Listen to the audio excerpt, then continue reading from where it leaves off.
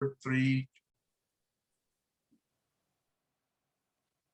Good morning, everyone. My name is Armando Garcia, and thank you for tuning in on Radio Nuestra America or Nuestra America Online Radio in the program Nuestra Mañana. And usually in this program, we interview people from all over the world, mostly Hispanic American, who speak both languages or 3 languages or 4 languages. In this case, is English and Spanish. And it's an honor for me to introduce to you Gioconda Marroquin Suarez, who is a Peruvian who arrived in Canada 32 years ago, is my recollection tells me. 32 years ago, she arrived in Canada, coming from Peru, following the footsteps of her father, who arrived earlier. Tell me a little bit of yourself, Gioconda. You were born in Peru. How old were you when you arrived to Canada? Yes, good day to everyone. And thank you for the opportunity of being here and sharing a little bit about my background. I was 13 years old when I arrived here in Canada with my mom and my brother. My dad had been here for about less than a year when we were able to come. Out of urgency, we were able to come. But it is my understanding that you were interested, or you were focused in arriving to the United States, but you ended up in Canada.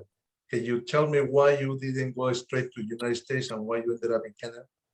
Because our visa was denied.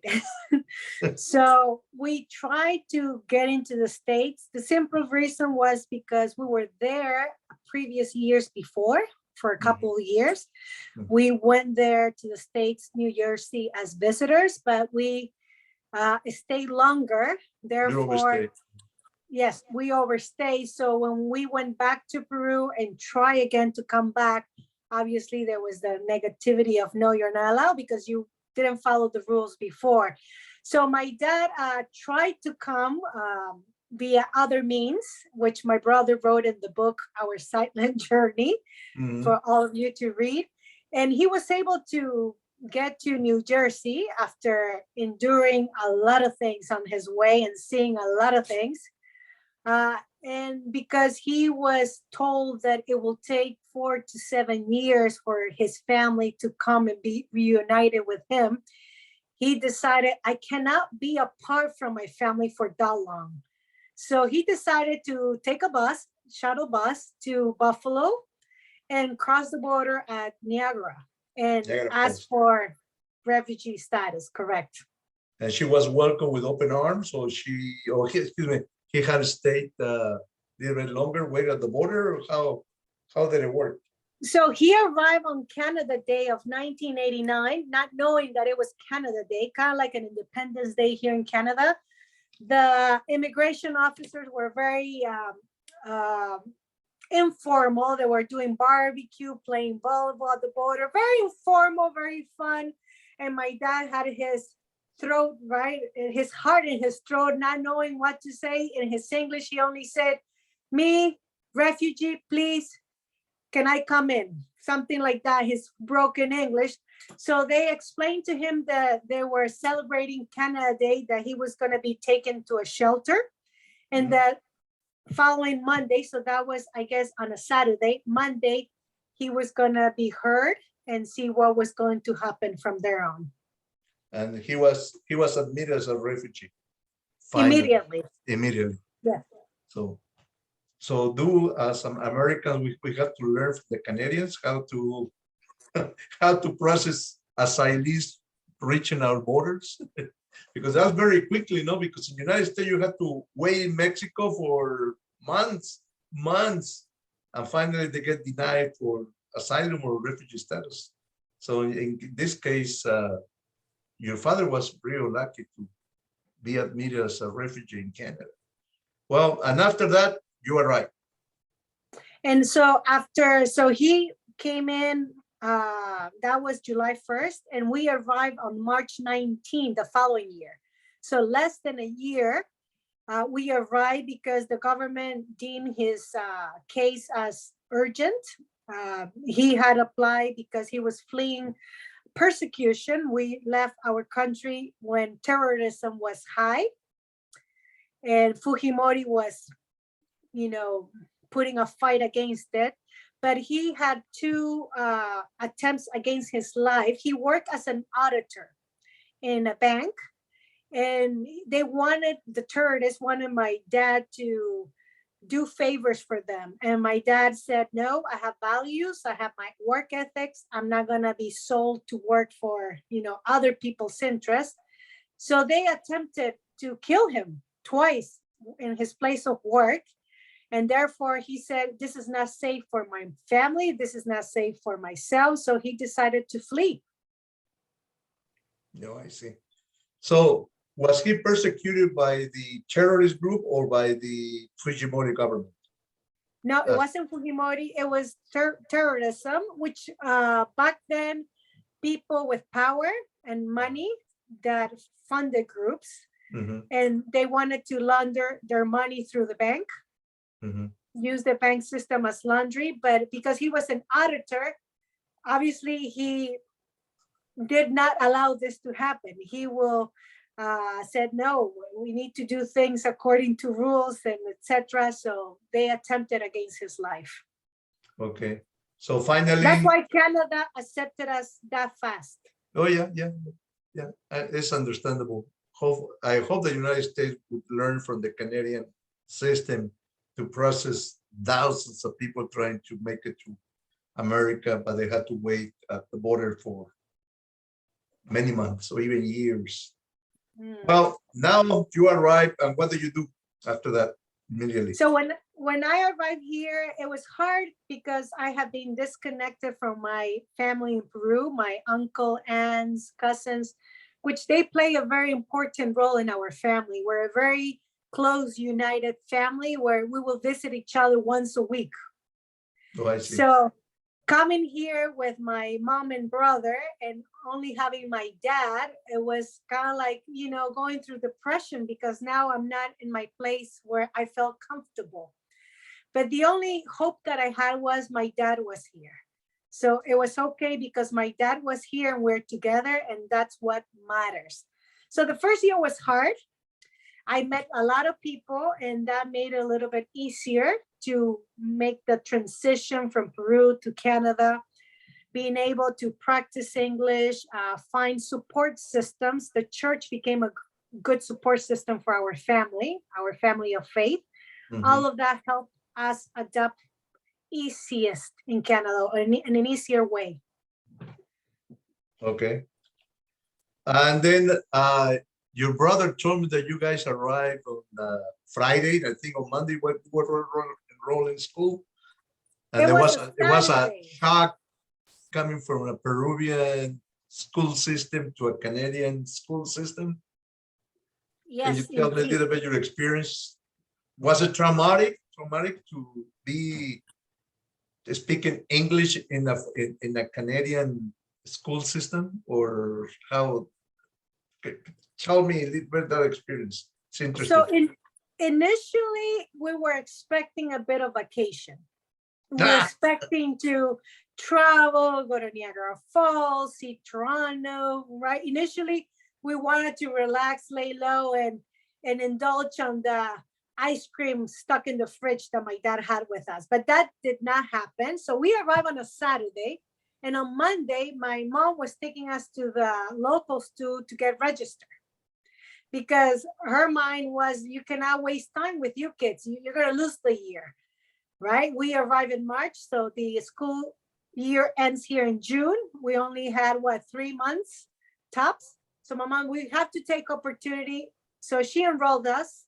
That was her way of getting rid of us, I guess, but no, she enrolled us. She enrolled herself in an ESL class, English as second language, and we got to work. We start studying, and I guess we haven't stopped studying until we graduated. So we've been studying a lot of time in our life. We've been in the school system. How traumatic was the school system in Canada, especially because you need to learn English? Yes, for me, it wasn't because thankfully, I arrived to in a school and a classroom different than my brother, by the way, where there were other kids from other countries and other cultures. So I was not the only one, facing the challenges of something new. So we all found ourselves, okay, we're all the same. We all are learning English. We're all here from other countries. We all miss our family. So it made it comfortable for me to be in an environment where I was not the one that stand out, but it was the whole classroom. I guess the minority were the Canadians, the people that were born here, right? But the majority was a classroom of immigrants. Are you older than your brother, or your brother is older than you? I am older by 2.5 years. That's why you were in this different classroom, because you were older. Yes. Okay, now it makes sense. Did you have to work or when you were in school? Because there's a lot of immigrant families. Everybody has to work, even though they're minors. Whatever they do at home, or they do something on the streets. I don't know. Did you have to work while you were in school, or you were just concentrating, study, and become better person? No, we had to work. So I started working at 15 at a commercial takeout food store, a fast food store. And I worked there for 10 years of my life in customer service, serving and all of that, learning everything about people, how to make the customer happy. And that helped my parents in a way where we could take care of our own expenses. So I could buy my own clothes. I can pay for my own cell phone when I was a little bit older, obviously. I can save some money for my education, even though my parents helped me more than enough to pay for my education. I can pay for my books. I can pay for whatever was needed. So my parents gave us the sense of, you need to earn your living. You need to know that in this life, we're not here for free, that everybody that is living costs something. So that made us responsible early on. Not only that, but I learned also how to cook here in Canada. Wow. Coming from Peru, we had people that will serve us, people that my parents employed to cook, to clean, and to pick us up from school or whatever when they were not available. So coming here, since I was a child who loves eating and loves eating well, I was not satisfied with the sandwiches and snacks and cold cuts, whatever. So I wanted rice, and I wanted beans and arroz con pollo or chicken with rice. Yes, I wanted hot food from our country. So I learned how to cook. I became I guess, I don't want to sound proud, but I became kind of like the chef of the family. Did you feel less fortunate for doing that? No. Maybe I experienced periods where, okay, it's not fair that I'm cooking and my brother is sitting down playing Nintendo. But then I learned to ask him for help. I learned to say, would you like to eat this? And he will say, yeah, sure. I will say, okay, clean the bathroom if you want me to cook that. So I learned how to negotiate with my brother, get along with him. That way I didn't feel, okay, I have to do, woman stuff. No, we're here to help each other and make parents who work a lot, life more easier for all of us. Now you are a writer. How did you decide to become a writer? I mean, based on your own childhood experience, or based upon your employment situation as a teenager in Canada? How did you ended up writing books, helping families to cope with discrimination, language barrier, et cetera, et cetera? Yes, so writing wasn't one of my passions. I prefer to talk to people directly. Mm-hmm. Writing became a second muscle that I developed after my fourth kid. So I have 5 children. When I gave birth to my fourth child, I returned to work after a year that we get here for mat leave. I returned to work and I wanted to be more home taking care of my kids because it took a toll of me. Mm. So I have to prioritize with my husband in terms of budgeting, in terms of, okay, if I'm gonna quit my job, how can we adapt with your income, etc. Because I thought taking care of my kids and being for their school excursions, for their field trips, it was very important. And when I did that, when I quit my family counseling practice at a local agency here in Burlington, Ontario, I said, well, what am I going to do with my life apart from taking care of my children? Because I have that time gap where I can be doing something else. So somebody, my coworker, said to me, well, you are doing a great job taking care of your kids and you have counsel families and people. Why don't you write your principles in a book? I'm like, who's going to read another training book or child rearing book? I mean, there's hundreds of them in the market. Why will my voice matter? And she told me, well, start sharing about your family, start sharing about your struggles. And for 2 years, I doubted myself. I said, no, I'm not going to do that. Too much time. I will give excuses like, I'm not a good writer. I'm a boring writer who's going to listen to a mom, etc. Until I got into it. So I started writing as a diary, as a journal. I start counting my own experience as a mother, my own frustrations, the things that will work with my children in terms of correction and discipline, and the things that did not work with my children. So I start putting that into writing, and my friend read it. She loved it. She wrote the prologue to the book, and now she told me, now you have to publish it. I'm like, no, I'm just writing this for my kids. This is a memoir that I'm leaving for my kids. I'm not gonna, publish this. This is too intimate and personal. She's like, no, you're gonna publish it. So I got pushed into publishing it. And since then, a lot of people have given me the feedback that it has helped them in their child rearing and dealing with their kids and motivating them, etc. So so far I have had good feedback with my first book, which motivated me to write a second book. You focus only on immigrants in Canada or families across the board? All types of families, all families, because we go through the same problem. Okay.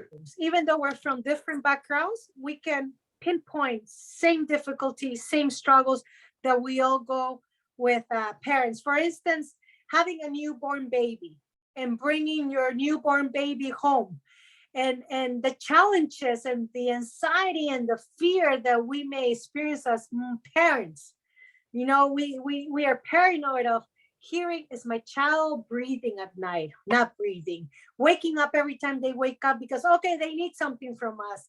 And going through those experiences that all of us go, I start sharing about creating a schedule, a rhythm with the child. A rhythm, a schedule where there are times of sleep, times of rest, time of play, time of eating. And usually if we follow through key principles, key points, by the first month, a parent should not have problems with their kids waking up at 2 a.m. because they're hungry. Mm-hmm. Which I have heard moms, and I went through it, kid being 7 months old and already waking me up for breastfeeding at 7 months old. That should not be happening if we teach ourselves and our newborn how to keep a rhythm. Oh, I see. So it's like trying to learn the cycles of the child itself, right? So the child Correct. Needed to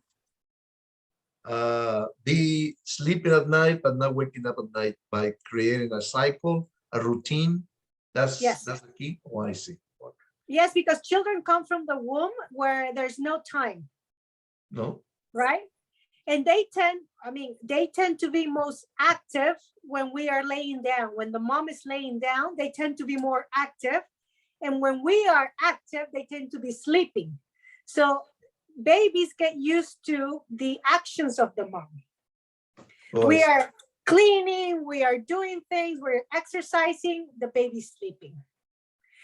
The moment we sit down or we lay down or we're relaxed, that's when we see most activity that the baby starts.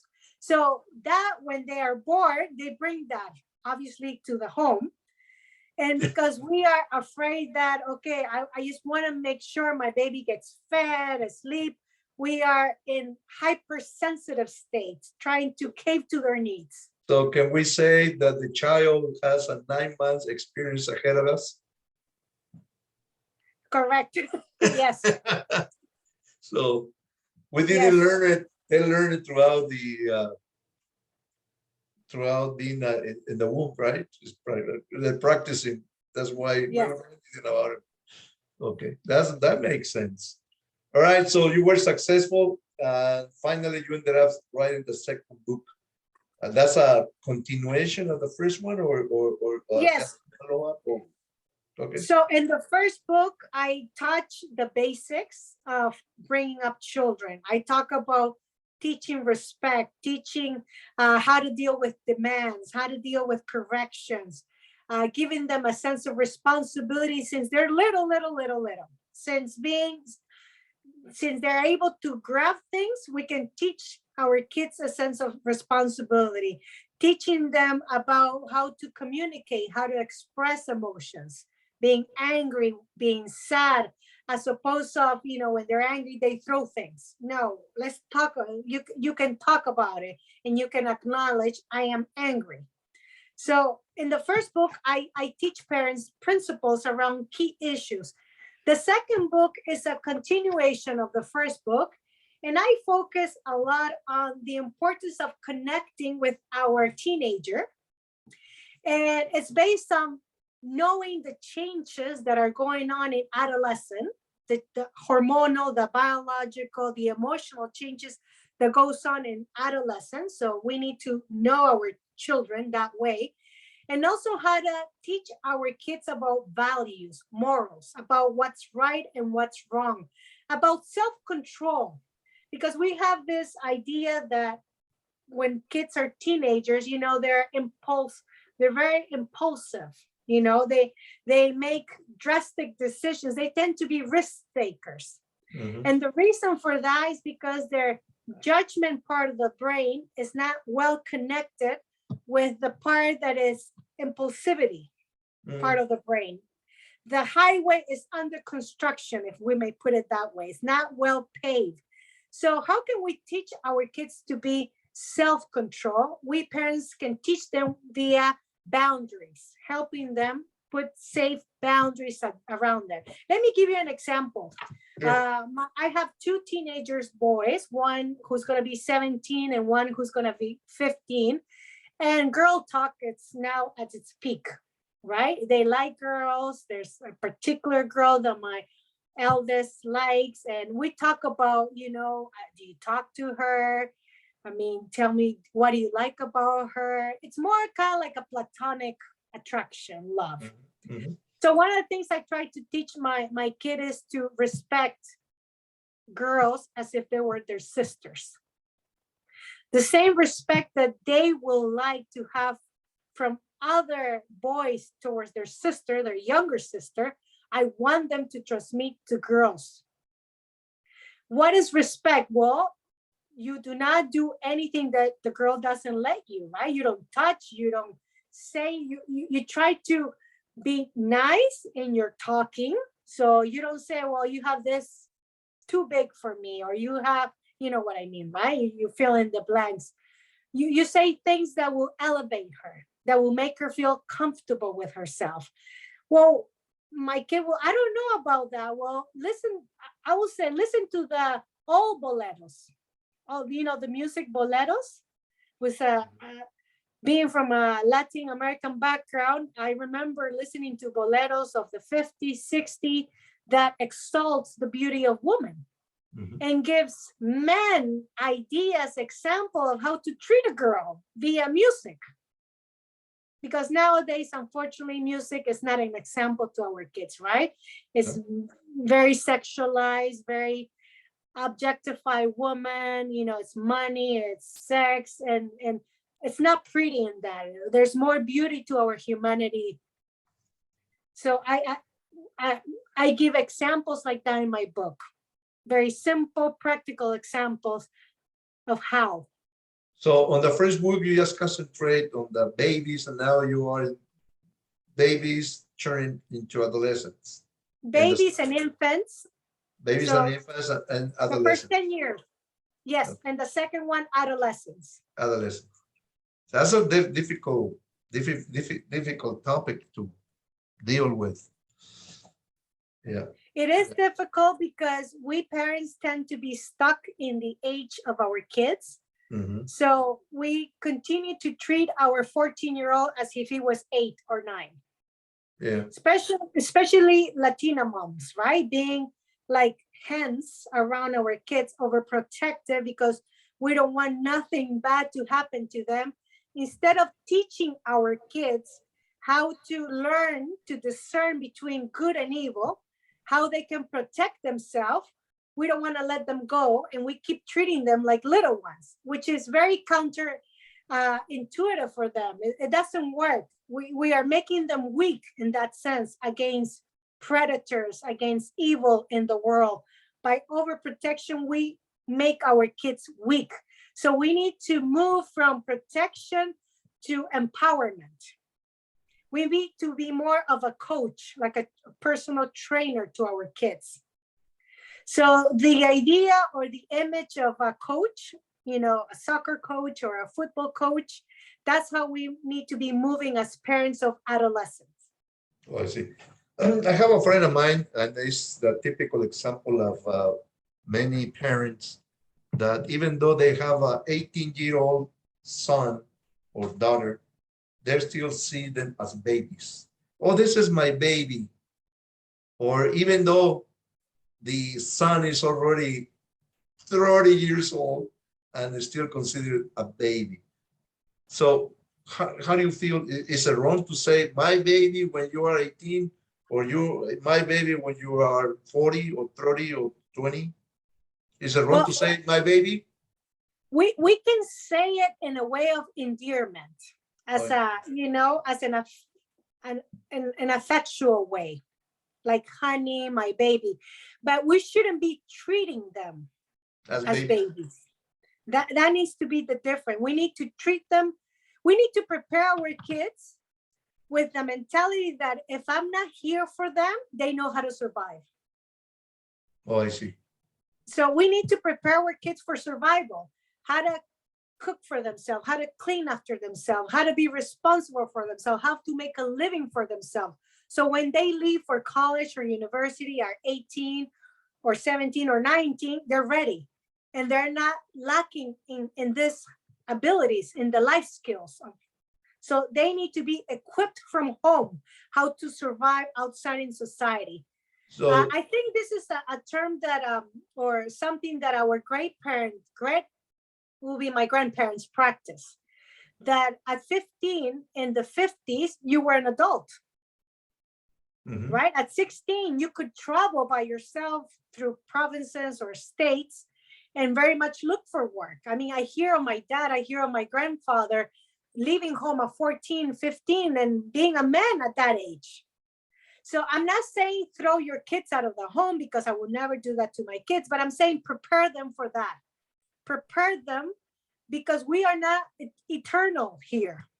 Giving them the tools to survive, right? Do not overprotect them. Do not overprotect them. For sure. Oh, for sure. All right, now you have 2 more books.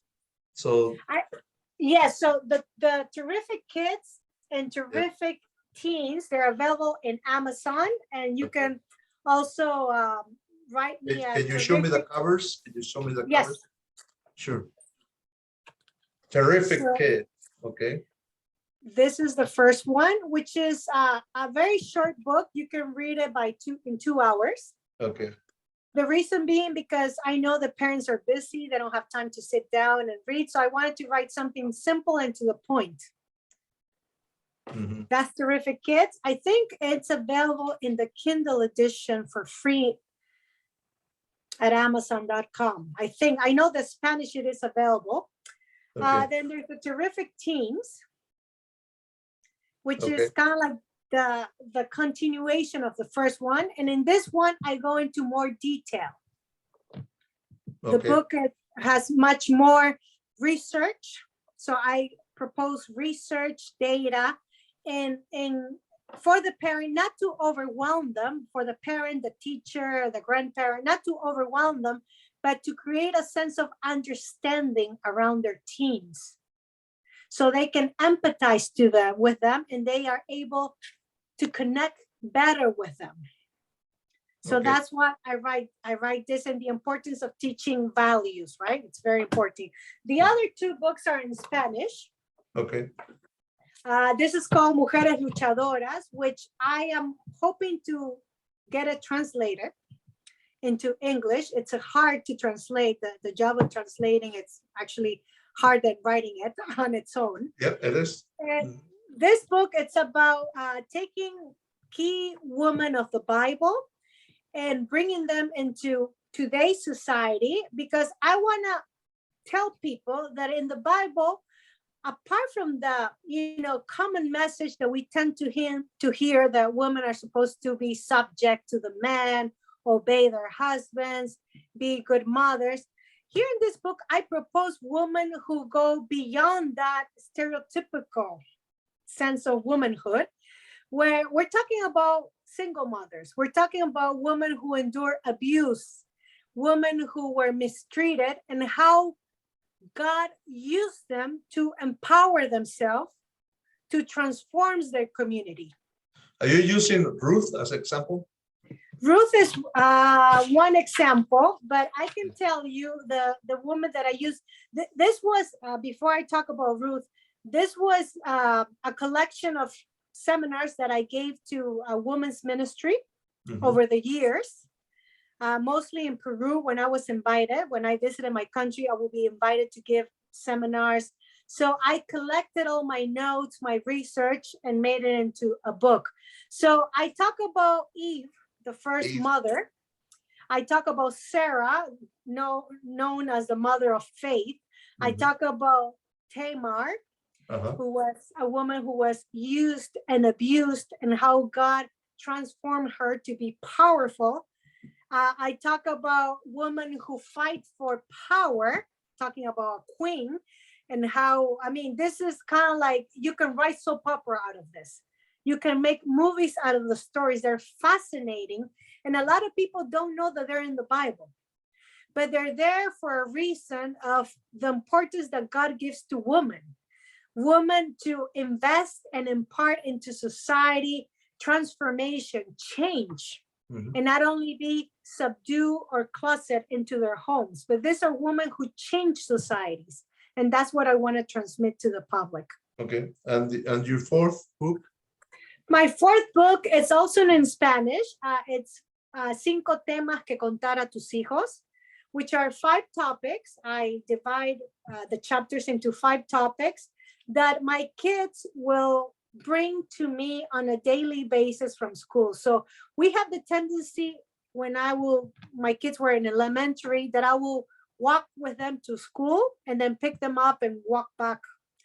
It will be around 15-minute walk. And I use the opportunity in the walks to not only get a good exercise, morning exercise, but to make them awake. The cool air of winter wakes you up to anything, but to talk to them. How was your day? Are you ready for today? Are you having any problems with your friends? How's this course? How about this topic? And they will, whenever they finish their work, their school, they will talk to me about their conflicts, their problems, their altercations with their friends, maybe their misunderstanding with the teachers. And I will, hear them out and talk to them, more than talk, listen to them. Until one day a voice came into my head. I think this is providence. That told me, write it down. Write down what they're bringing to you, because other parents can benefit from this. So the topics are from sexuality, from political, from music and what's fashionable, from self-esteem, topics that kids go through. and how are we going to talk to them about these. Great. So you have 4 books, and what about the number 5? Yes, I am actually, the reason why I have paused on translating my 3rd book is because I'm going to be publishing soon a 5th book, which is more a spiritual journal. I see. That I think our emotional well-being is tied to our spiritual well-being. A lot of the time we tend to concentrate on being, well off financially, well off in terms of material things. But I'm asked the question, what happens to our emotional life? How are we doing inside? So I talk about the need to take care of our emotional needs in parallel with our spiritual needs. That's my 5th book coming, and it's written in Spanish. Right now it's being edited and making it more readable for the audience, make it simple, readable, something that you can come back for reference. So I'm hoping to name it El Goso de la Crianza. Mm-hmm. Again, my kids being them being the people that push me to do better for them. They're my inspiration, in other words. So it's based on reading the book of Philippians from the New Testament and how that has something to tell us into our emotional well-being. Okay. I thought you were going to be mentioning the book of Ephesians, which is more related to family, good Christian formal life. But you say Philippians, right? That's... Yes, Philippians. Just for the reason that Paul was in jail, incarcerated, yeah, and he could experience depression, anger, frustration. But when he writes this letter, the Apostle Paul, he tells us to be joyful, yeah, and to see hope and goodness. And I'm like wondering, okay, where are you coming from, Paul? I mean, you are limited, you're in a jail. Where are you coming from to tell us to be joyful? So I'm coming from being a mom, leaving my work, and now being stuck at home, if you may please use the term. Okay, what can I do with my life? What's so good about being at home raising kids? I mean, after having a curriculum and education, what's so hopeful about being a mom? So I try to make parallels. That's great. And finally, what kind of a message would you give to women in Canada, or even in your own country, Peru, or any country in Latin America, who are thinking about getting involved in writing about family-related issues? I always tell women, people in general, not to give up. Start writing, start journaling.